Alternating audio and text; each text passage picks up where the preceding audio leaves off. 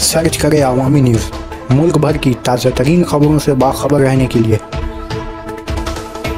Subscribe करें हमारे channel को और बेल आइकन ज़रूर दबाएं।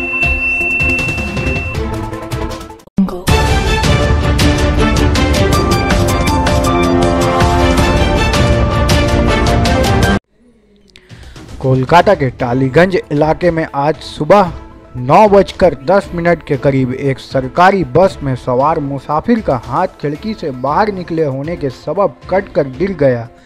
बताया जा रहा है कि हरिदेवपुर से हावड़ा जा रही अतपल कर्मकार नामी 45 साला शख्स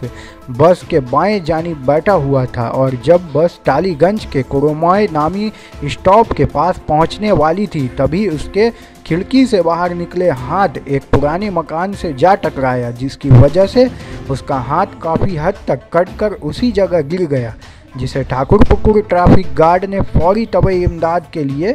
MR बांगूर अस्पताल रवाना कर दिया, जहां उसकी हालत काफ़ी तशवीशनाक बनी हुई है।